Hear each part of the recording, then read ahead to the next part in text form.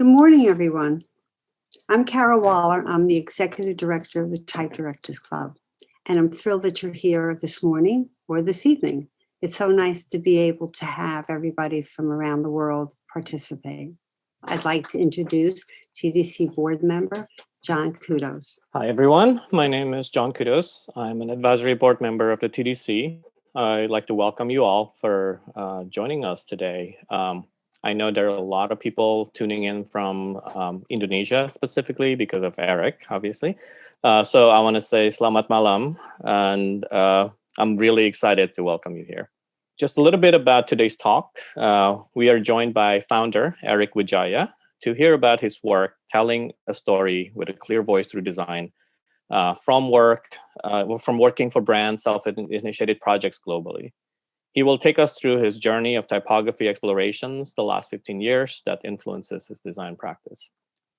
Thinking Room is a Jakarta-based design studio that mixes thinking and crafting to form well-executed ideas that span multiple mediums and create lasting identities. Thinking Room's work, Conjunctive, was recently awarded the TDC 67 Communication Design Award. So I want to just really quickly read Eric's bio. Eric founded Thinking Room in 2005 after finding his love for graphic design and music and graduated from the Academy of Art University, San Francisco.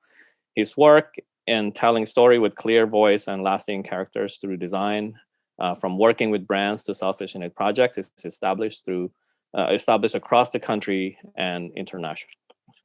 And Eric will be joined with RITTER WILLY Putra, who is an art director of Thinking Room since 2017, with broad expertise from designing for brand identity, installations to publications.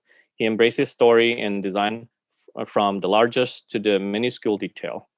His notable projects go as diverse as developing sculpture design for the Gelora Bung Karno Stadium in Jakarta to designing for Indonesian unicorn e-commerce Bukalapak. So Eric, please start the presentation and welcome. Thank you, John. Thanks, everyone in TDC boards. I think it's a great introduction.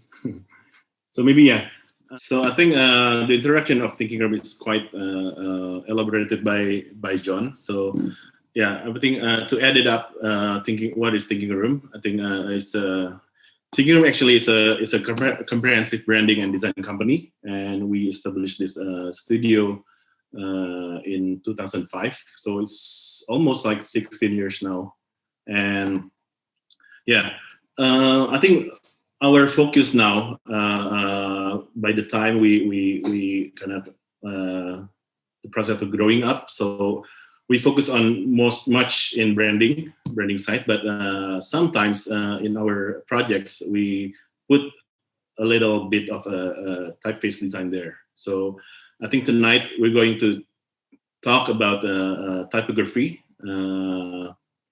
So the title is Playing with Words, Playing with Type, but I need to disclaim first, we're not a typography expert, actually. We're just a bunch of designers who love playing with types, and so every time we encounter with typography, we're kind of like geeking out. We're not like a bunch. We're not like a expert this actually. But I think this presentation will be in chronological order. So I'm going to start with my early years. So this is me when I was in junior high. I fell in love with music so much.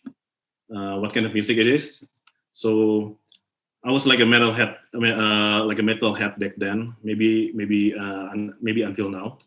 So this kind of music that I listened to when I was in junior high. So starting from loving Madonna, Duran, and then I'm in this is like in early 90s or late 80s.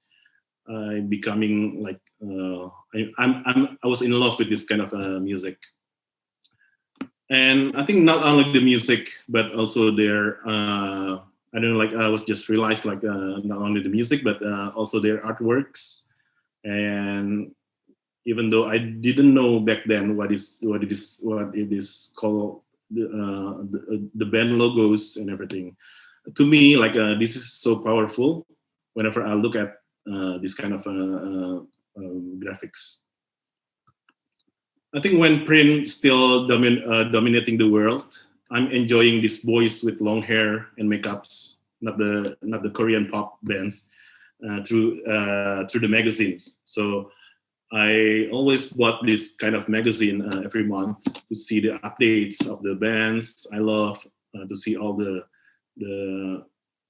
outfit they're wearing. And I don't know, like I didn't realize that I'm enjoying reading this kind of a book, this kind of tabloid, the magazine. And fast forward to 1995, I went to I had a chance to go to university in US, and I spent like 2 years in Oregon State University. Took engineering, industrial engineering major there. But when it's a really small city in Corvallis, Oregon. It's in the West America, and in the West Coast. When I went to the bookstore, this is my first encounter with typography. I found this masterpiece. Actually, this is a magazine called Ray Gun. I didn't know anything about design at that time, but I feel like this magazine was so precious, was so valuable, and I feel like I can read this magazine like over and over again. So I end up to collect this magazine from month to month. I bought this magazine every editions, every new edition about it from this bookstore. And until I found out this masterpiece, like created by Mr. David Carson. So I think from after my 2 years wasted in Oregon State University, long story short, I enrolled this graphic design school. It's in San Francisco, called Academy of Art. So when I enrolled because I wasted my 2 years there, so I think I just took whatever I comfortable with. So I took a graphic design major back then, and honestly speaking, like I didn't know exactly about graphic design there. Almost like 2 years in my college, but when I took the typography 1 class, my teacher said like the graphic design major is quite different from other majors, because what we do here, like the logo, the publication, the book publication, the posters, the layout, and the packaging, and the information signage, this is like all lies in if you see here, like typography really plays important role. So I realized like, wow, this is like okay. So I knew like what I learned there, because typography is an important subject in this in all of these medias. So I think I was thinking like typography is like a lifeblood of graphic design, because it's so important. Why? Typography is so powerful because it can express the language visually. Imagine how powerful it is to make that we can make the word beauty even more beautiful by just using the elegant and sophisticated font to represent the meaning of behind the word. So I think type can specifically define different style and direction, even though they are the same exact words. Like here, if you see here, we have one same meaning word, beauty, but in a different type. You can see like what kind of beauty it is. So on the left, we can see the beauty of in a two different direction. Maybe I don't know, like the Disney beauty or the classical beauty. So I think that's very powerful for me. Also here, like typography can give you perception or imagination about what type of chair they are just by seeing the type of the fonts. Like here, maybe the chair on the left, or maybe on the center, on the left, and on the right. So without seeing the chair itself, we can have an imagination of the chair, what the chair will look like. So fast forward to the first 10 years of Thinking Room in 2005. I think in the early years of the Thinking Room, besides doing clients project, I did lots of personal exploration with typography as a subject.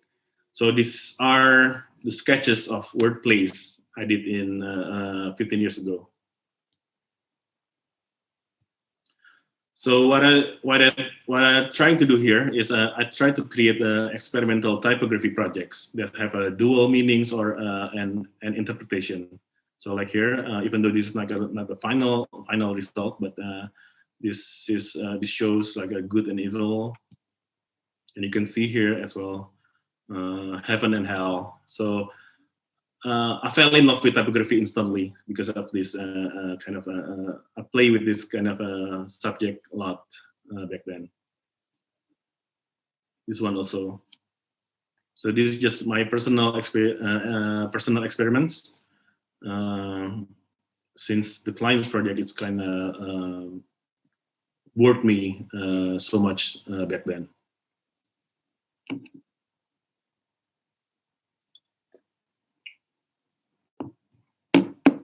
What I try to do here, like making like some sentiment or installation that have a one single object. You can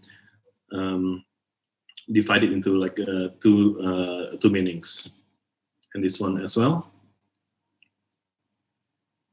So you see truth on the other side, and in the mirror you can see hurt. So also like I think this is like in around 2008 to 2010, we did a lot of initiatives project and submission project. Also, we heavily did a campus roadshow. So we went to all the design college, design universities to do talks and workshop as well. So these are all the posters that we did back then.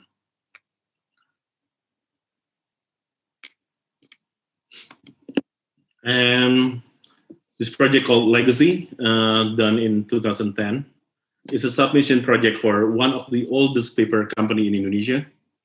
So what they did is they invited 10 design studios to make an artwork out of their products, which is paper, for their 50th anniversary.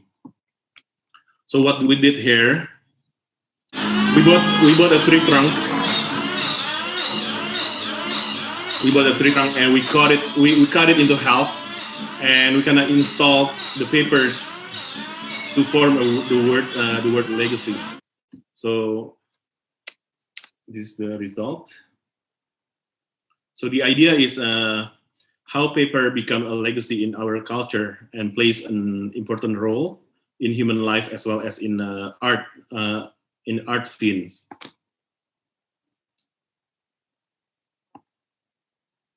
And this project also we play with we designed a magazine cover, because designing a magazine cover is one of my dream back then. So first is the magazine called Versus. So on their 7th edition, we were asked to do their cover about graphic design in society. So we created this kind of a beautiful statement with scratch of ink. But one of the success factor of clients' business lies to us as a designers. When we scratch the ink off, it reveals the truth about how designers need to spend their time more to contribute to the society. So if you see here, of course you can't read this in bahasa Indonesia. So the statement about how beautiful the role of graphic designers, but when we scratch the ink, it reveals the truth, the sad truth about how we still need to contribute to the society. And the magazine itself came with a bonus. We made this coin about the business of design, while we put a little message in the word the word of business itself. So if you see here, the business word here, we kind of like emphasize the word sin. And the next project is called For the Love of God. I think this is about the satiric idea about cult and money worshipping. So For the Love of God refers to money being godlike. A little trivia, when we did the research for this project, we found out that doing an artwork out of counterfeit money was illegal. So the whole poster here was weaved out of various banknotes, the real money from all over the world. So if you see here, we have US dollars, we have Indonesian rupiahs, we have Philippine pesos, and we have, I think, Vietnamese, and all the coins all over the world. So we kind of like weave this kind of the pieces of cut money into posters. So if you see here, it says For the Love of God. So with the piece to form a typography statement out of the real money. The next one is a reconstype. It's quite fun. I think it's a public typography experiment done in 2014. So what we did here, we chose 5 different typefaces, basic typefaces. So we fragmented them into like a magnet modules. So we can like chop them up, and then we put like a one box, so people can play around with it, with the rules, of course. So if you see here. So people can just widely responding our booth, our installation. So people can create their own imageries or typeface, or they can make a new form of fonts. So it's open for every ages, every generation, or every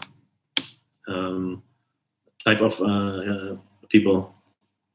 So they can make the imageries out of it, or they can make maybe foreign language, or it's a language for all over the world.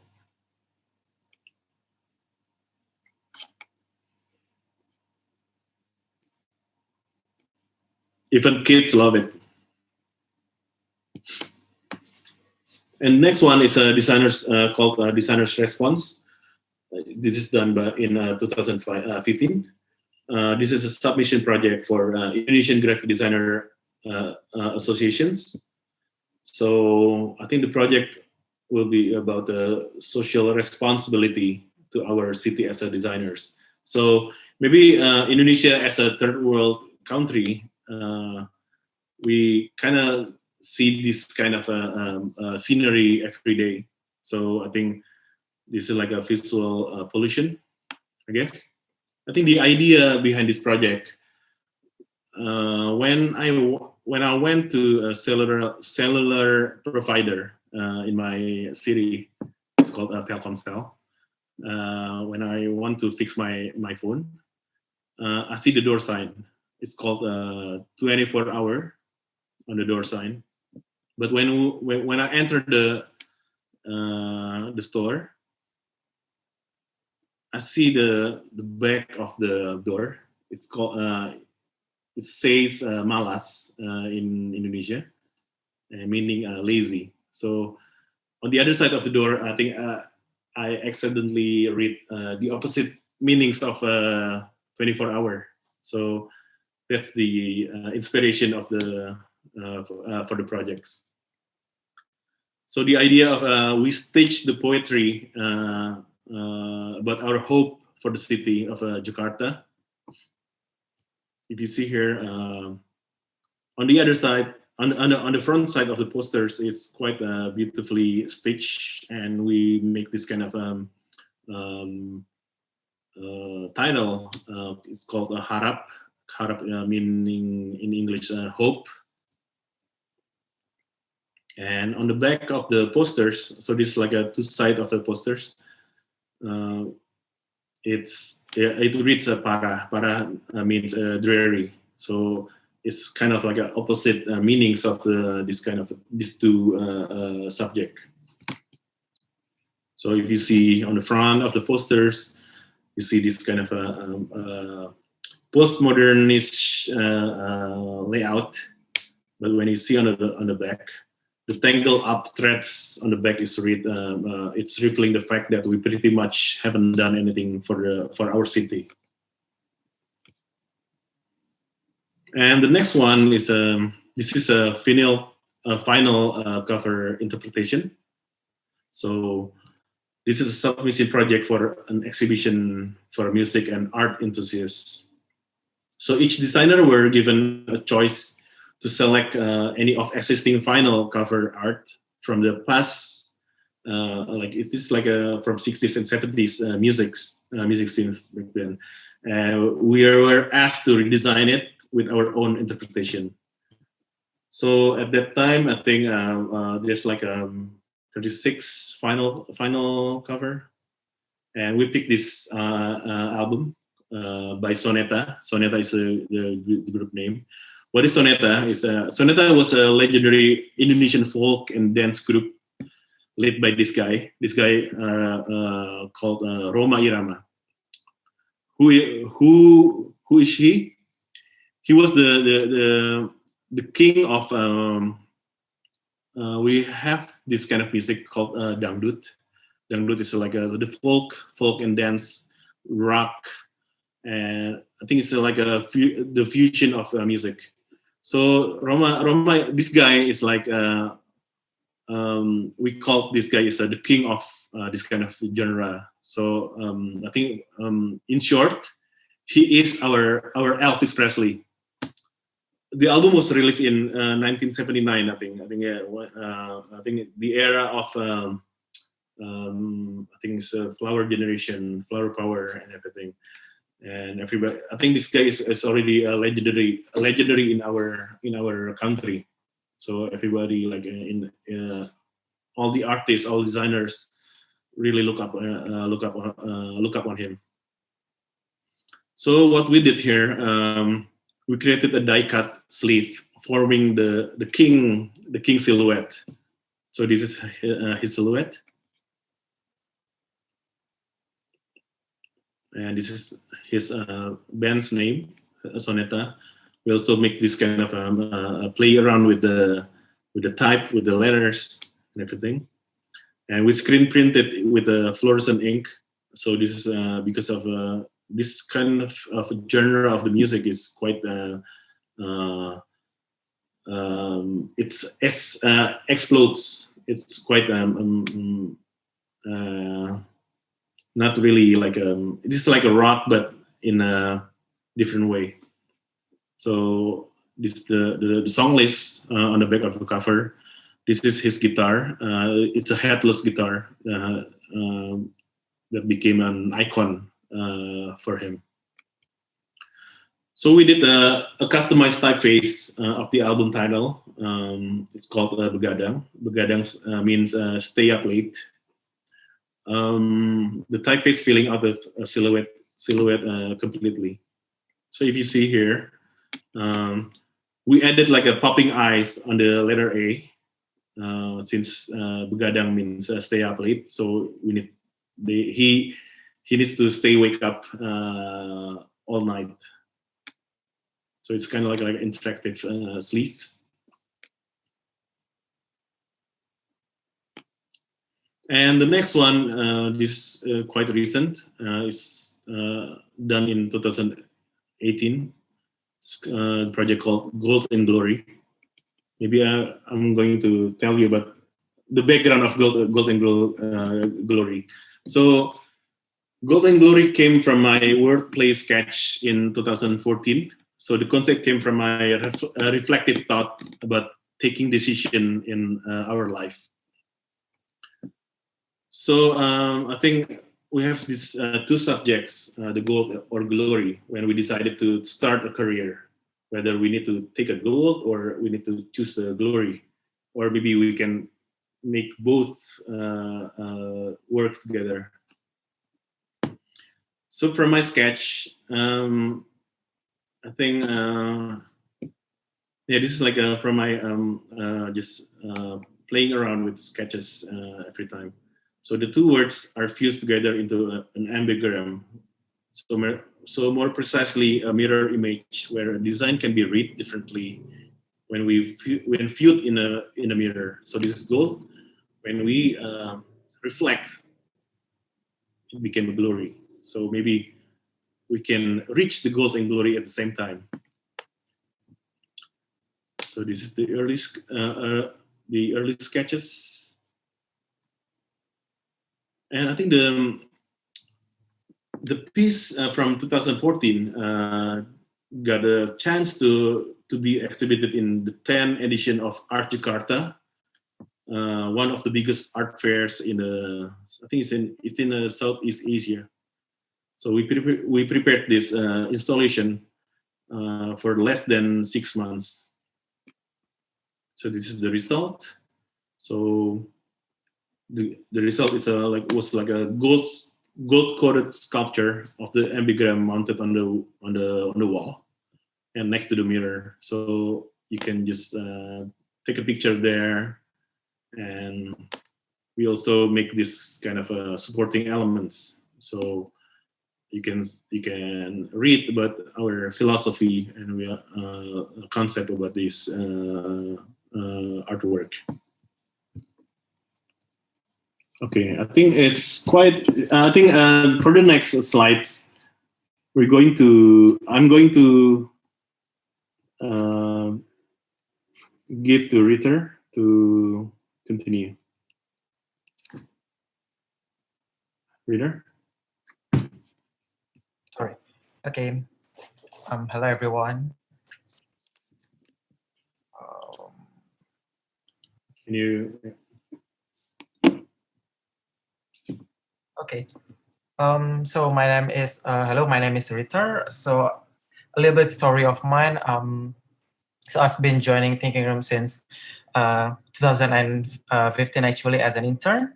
And at the time, I was so impressed with the work that Eric and the team and Thinking Room had done. And I think, I was telling to myself that I want to create something like that, like what Eric presented earlier. I want to create something like that. I want to create something cool like that. How we can explore the ideas, how we can play with the typography, and how we can make design as our playground. So then I decided to join back to Thinking Room in 2016 after I finishing my degree.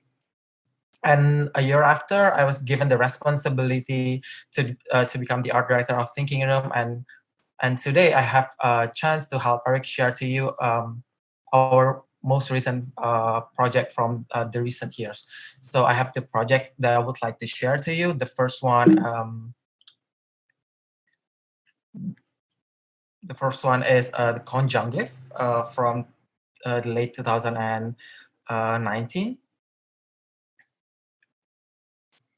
Okay, so the Conjunctive project was started as a response to an exhibition, a graphic design exhibition in Jakarta, which the theme of the exhibition is conjunction.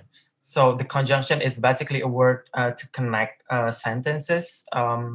It's very literal, but as a designer, we try to find a relation from us as a designer to a conjunction, and until we found one thing, and one thing that really familiar with us as a designer. We are familiar with symbol, we are familiar with glyph.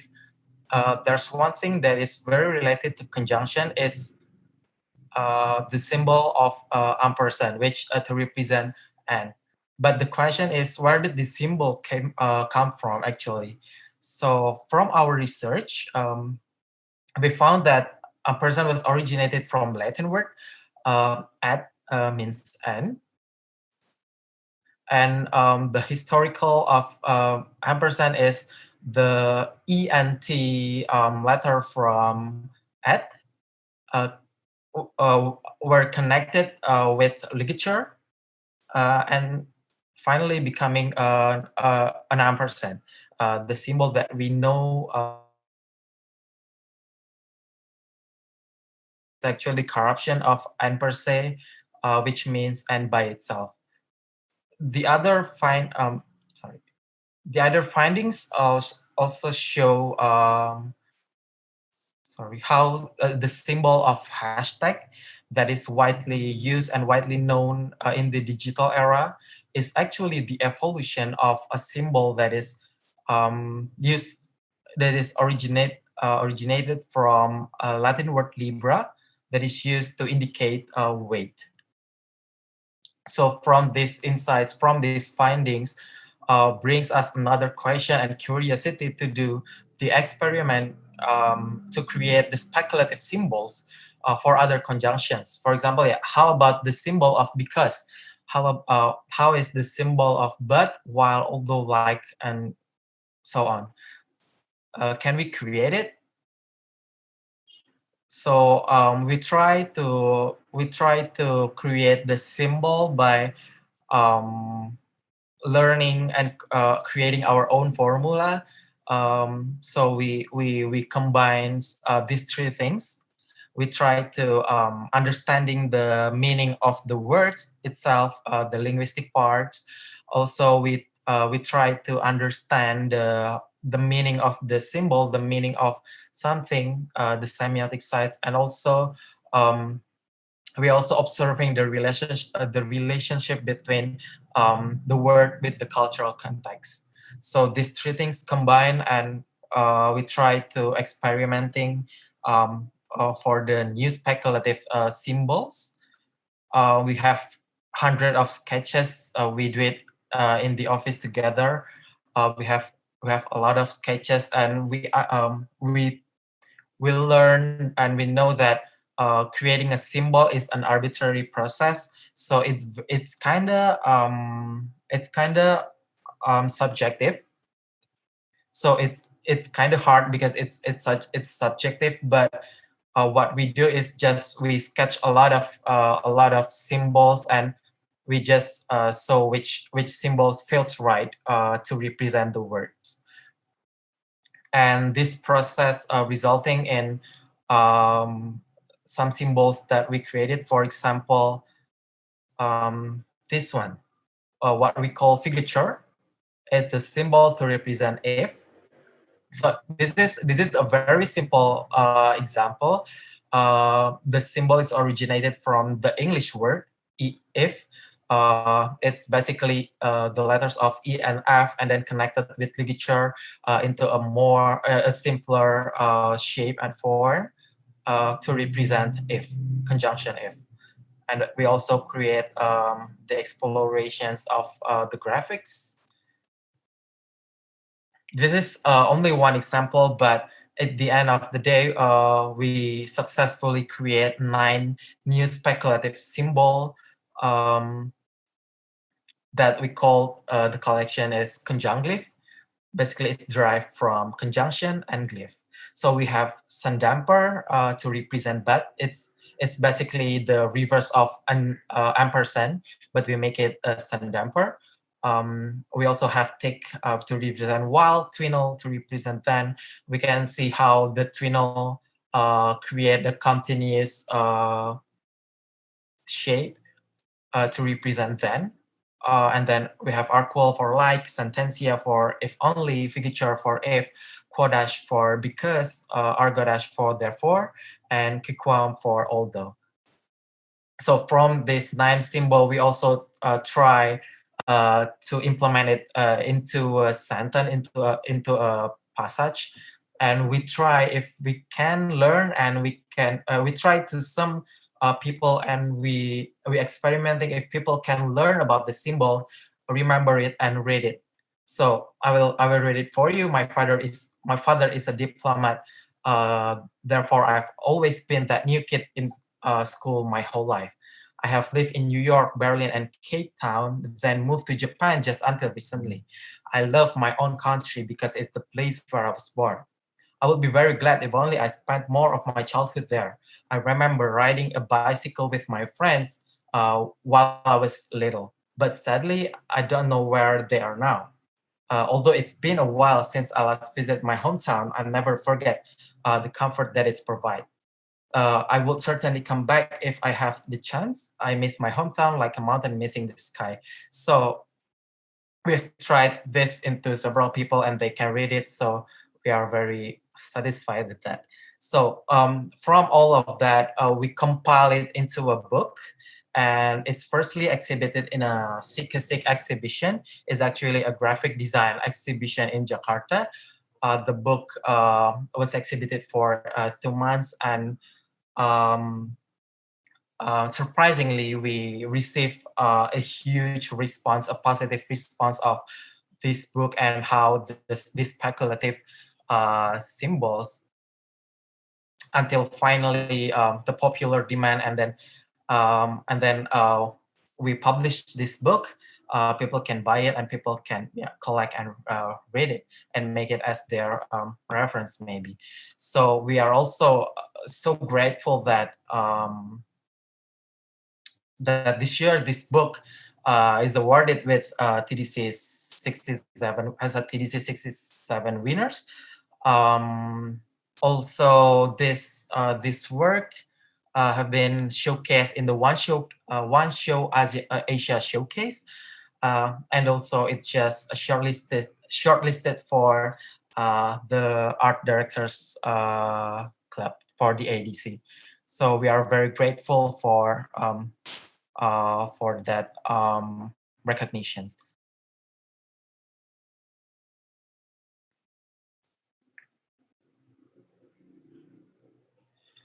And then the next project, I think the last project that we would like to share to you guys is the game of the Ox.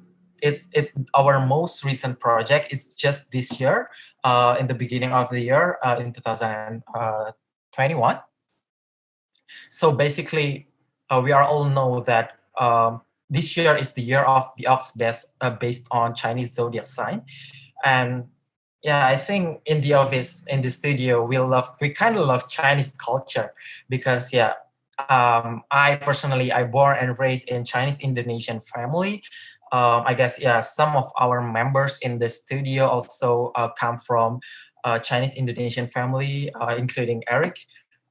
So we just want to celebrate the New Year, this Chinese New Year, with something fun and memorable. And the box really gives us some inspirations to it.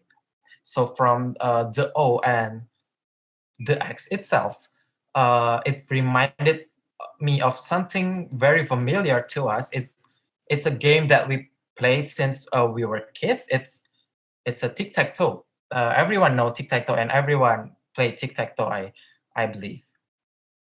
And from our research, we also found that tic-tac-toe also called ox chess. So it's a very coincidence that we want to create something, and it's very related to it. So it's quite literal and it's quite direct. From the inspiration of the tic-tac-toe, I want to create the new way of playing the tic-tac-toe, what we call the game of the ox. So it's actually a board game of a little bit of strategy, but most of it is a luck, made of a frosted acrylic and fancy neon color. Everyone loves it. So, but the interesting part is Game of the Ox is unlike the normal tic-tac-toe. The twist is it's actually a game of fortune. It's not a normal game. It's actually a game of fortune. How is it? We found one thing from our research. We found one feng shui concept. Feng shui is a Chinese traditional concept of destiny between people and the surroundings. So we found one feng shui concept that is share the similar structure as tic-tac-toe. It uses 3x3 grids. So from the feng shui concept, each squares represent a different category of destiny. For example, the wealth, the family, health, children, relationship, reputation, career, and so on. So what from this concept, we try to translate it into something different.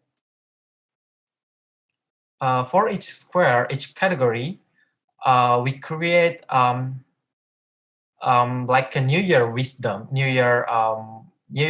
for each square based on the category.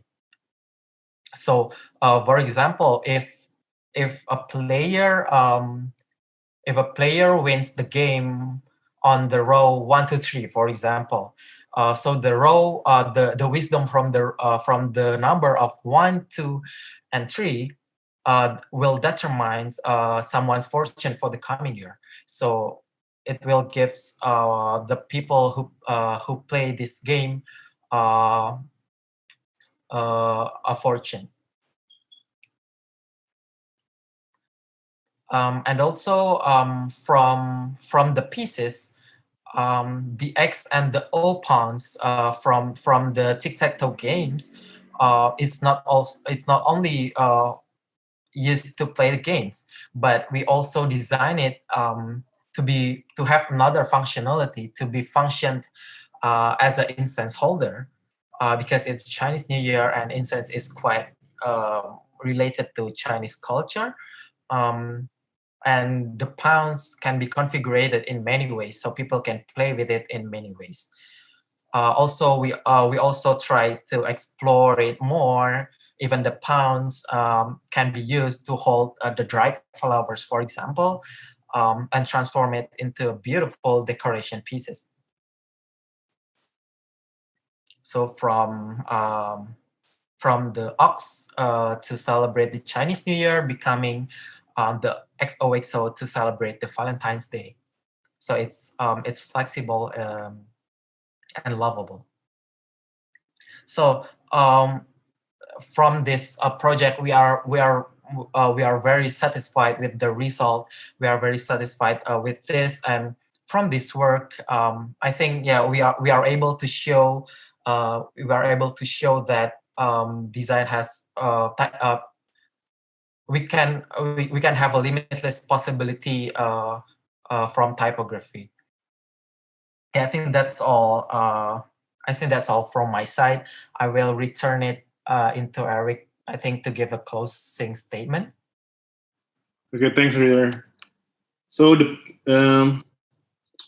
game is only 5 pieces left, so it's still available in our Instagram if you want to if you want to purchase it.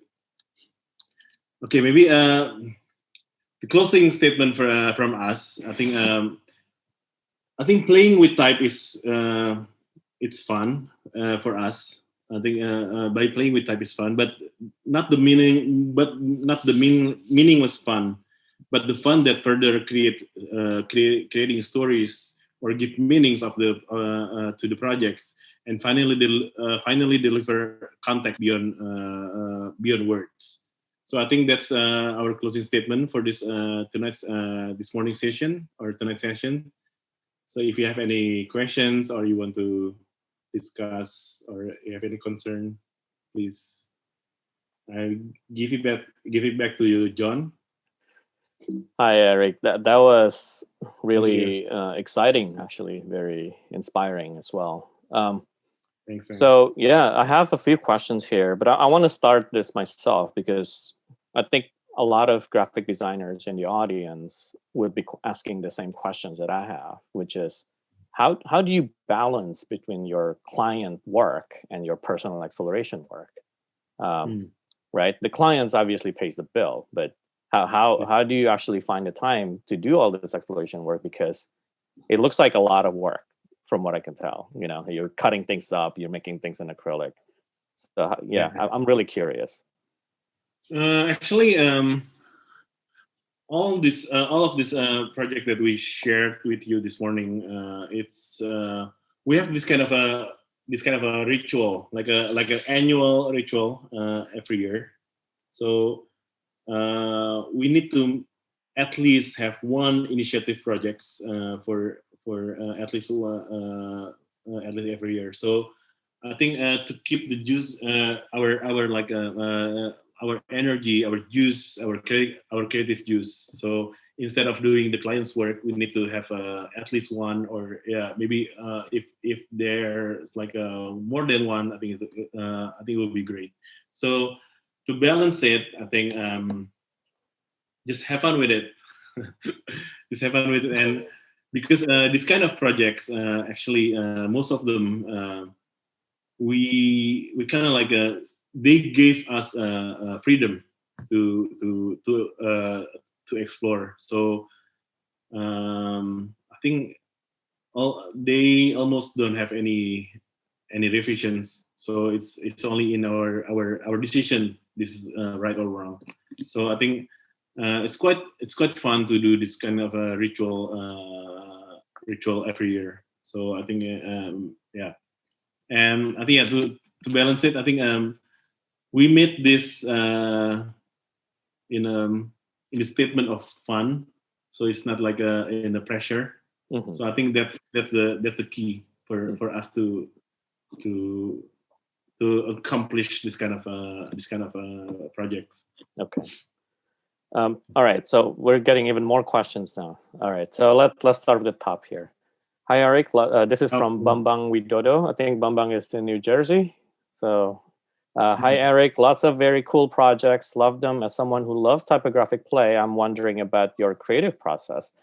Would you see most of the creative solutions usually started on the typographic side? Reader, you want to help? You want to help me? Talking about maybe is all of our works starting from the typographic side.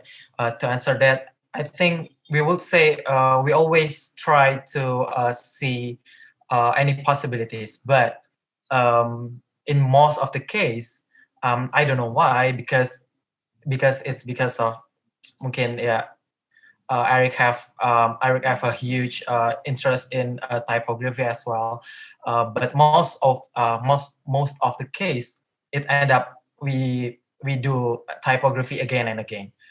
We don't know why, but I don't know. It's just something that we have already in our soul. I don't know, but we always try to find any possibilities, but ended up in typography. And maybe because of the limitation. If you give if you like if someone gives you like a certain limitation, which is I think typography, like I don't like I was really like we always geeking out when we see types, or we see whether it's a funny one or a coolest one. But I think I think because of the limitation, I think our creativity will boost up because of that limitation. Because with typography, we cannot like go freely into like imageries or colors or something. But so I think that's the basic forms that we we kind of mastering maybe. I don't know. Yeah. There's a follow-up question related to this. Like, how long does it take for you to brainstorm for these ideas? Does the big idea come from one person or the team? It depends. Actually, when we get new projects or new initiatives, I think I personally gave it to the table. So it doesn't have to be like from me. It could be from a reader, or it could be from the interns even. So I think in thinking room, I think it's quite fluid. I think the process is quite fluid. It's quite democracy in a way. But I think whoever got the best ideas, we're going to take it and make it and make it happen. I think the game of the ox. It's from Keisha. Is it from Keisha or? Yeah, it's a discussion on the team. Yes, sometimes it's not only for one people, but a discussion on the team. And talking about the timing, it's very various. It's very depends. For example, for the conjunctive one, it's actually the work that we made for an exhibition, and we only have 3 to 4 weeks to finish it. Until it needs to be ready for the exhibition. So we have a limitation of time. For the game of the ox, it's definitely is a very short time to prepare, because we just started thinking in the mid of January, I guess, and the Chinese New Year is in the beginning of February. So we also have the limitation for it. So we need to do it fast. But for example, for the Gold and Glory is an old idea of Eric. It has been exist. The idea has been exist for since 2014, I guess, but we just had to realize it in 2018. So it took 4 years to the project to be happy. So it's a joyful process. Yeah, I have a few questions related to Conjunctive. Is Conjunctive available for sale, or how can we access the project? It's such a remarkable project. Okay. And then the second question, is there a possibility that Conjunctive symbols being implemented in digital platform? Would be interesting to see people use them in digital platforms as text messages. Wow. Big idea. That's a great idea. It's a great plan, yeah. Okay, so the first question is about availability. How can we access the project? It's such a remarkable project. Yeah, can we buy it? Yeah, actually, we published the book, and actually people can buy it. We also sell it in the marketplace in Indonesia, but we also ship it worldwide. Actually, we have some inquiry from overseas, but currently our book is out of stock. We are planning to reprint it, but we are still waiting for the paper, one certain paper that is out of stock in Indonesia. It's not available in Indonesia, and it has to be imported from outside. So we're still waiting for it, and the pandemic, the COVID, I think also makes it hard to restock the paper. Yeah. But I mean, if you have a link where people can sign up for it, at least it'll be nice to post it in the chat. I think we are planning to sell it with TDC in the future as well. Yes, we can talk about that. Okay. Answering the second question is about is the symbol possible? Yeah, can we make the actual glyphs be available for text messaging? Text messaging. Like emojis. We hope so. If I think this is a call to takes time, I think it takes typographers time. right there, right? It's like Right. maybe get somebody to create the actual functioning application for you. I think I'm just wondering, like back then, like ampersand, let's say. I think it will take time to make to get a main like a Mainstream. people Yeah. will agree on that Right. kind of symbol. it's a very Yeah. long. Yeah, I mean the history of ampersand must be interesting in itself, right? Like how do you even turn the word "and" into that letter? But I mean, Right. you got what's called the shorthands for journalists, when they do interviews and they just do scribbles and they can read it later. So it has similarities to that. It takes time. It takes time, and we hope it can be applied in digital platform. Hopefully. There's a question from Gumpita Rahayu. Since you guys are having a very diverse style in every typographic treatment, what kind of style of new approach do you want to make in the future? We're talking about styles now. Speaking about style, I think Yeah. I don't know. Like I'm not really worried about style. I think because style will, honestly speaking, like style will evolve. I personally say it. Even a person that have style, that person will evolve as well. So we just, I don't know, like I'm just going. We're just going with the flow. I think honestly to answer you, I think going with the flow is the best option for us now. So we don't. I'm not personally. I'm not really into like thinking about what kind of style we need to approach, or what kind of style we need to be seen in the public. So I think it's quite I don't know, like I just like follow the flow, and then just follow the end result, the direction of what the ideas of what will this going to be in the end of the project. Mm-hmm. So yeah, I don't know.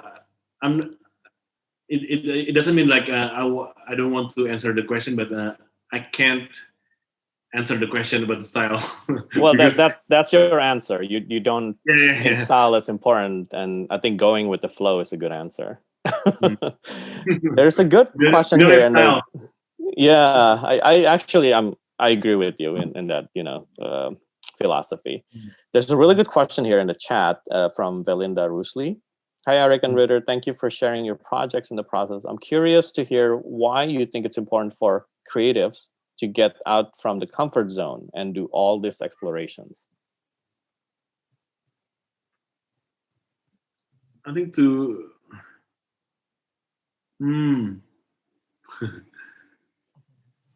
I think just to make sure that you don't get bored with the daily routines. I think that's my first concern about the designers in thinking room. I think we had a lot of daily jobs, daily routines. We need to face the clients and we need to face the project. So I think it's quite important for us to make the initiatives or make submission projects, whatever it is. But I think it's quite important for us to keep our creative juice running. Mm-hmm. Yeah. Ritter, maybe. You have any additional? Yeah, I think talking about getting out from the comfort zone, we also talk about ourselves as a designer. I mean, this industry have a lot of designer in it. I mean, if not in our own country, we also compete. Yeah, maybe compete or with other designer all over the world. So what I think important for us as a designer is to create a surprise every time. How we can surprise every time we show our works. So I think it's important. Mm-hmm. Yeah. Yeah. Okay, I have a question from Albert Tio. Is idealism a good thing or not? And how to face a stubborn colleague in terms of idealism? And there's another question related to this. How the appreciation of typographic design and visual communication in Indonesia? I mean, many times, clients or audience loves more photography because they say picture speaks 1,000 words. So this idealism, how do you play it with clients? I think idealism is quite important for me personally because I think when you starting your own career, whether it's a studio or a freelancer, I think idealism is it's so important because I think I don't know like for me like I think avoiding a mediocrity like it's quite important for us. So we need to make like Rita said before, like we need to surprise our audience. We need to surprise ourselves maybe even. So I think idealism is quite important. But when you grow old like me, with the white hair and everything, I think we need to be realistic a bit. But I think me personally, I still have my idealism in me. But through time, I think I kind of learned about the experience and all the shit I've encountered. I think it's quite important for us to realize about the reality as well. So I think the idealism is quite important for you if you want to starting your own company or your own career. I think that's the idea. Okay, here's a quick one. I'm wondering if Roma Irama saw your Sonata project and if there's any response from him. All right, that. Yeah, I think we hope we met that the king, but unfortunately, when the event is on, I was on. He was invited actually, but he didn't show up, so we kind of sad. But I think I remember like I emailed their his management to and I think I post the final cover and I think I asked their address to and whether or not we can just send the copy to him directly, but we didn't get the reply. So sad. These people, man. Okay, there's a question from Kadek Buddha. Those are awesome works. I was wondering, how do you decide the right material for the output of your typography ideas? Like, how do you come up with thread to create messy impression? And the acrylics on the Game of Fox is so pretty yet so functional as a product. Maybe Ritter can answer this. Yeah, it's not an easy process. I mean, it's not a one-time that we want to use this as our materials. It's not a one-time decision. So we also facing a lot of boundaries. We also facing a lot of we cannot having we even cannot having the materials that we want. At the beginning, we want to have it with the metal, because this year is the year of the metal ox actually. But we cannot have it, we cannot use make it with the metal. So we find the solution. We try to find the replacement for the metal, and we find the acrylic and how to make the acrylic more fun and interesting. We find the color that we never use. I think it's very often for us thinking around to use the neon orange and pink color. So that's what I said before. Create surprises. Yeah. So and I think the metal is was like so bloody expensive to produce. Yeah, I think that's why we decided to go with the plastic. Yeah, Sorry, guys. I can totally relate with that. Yeah.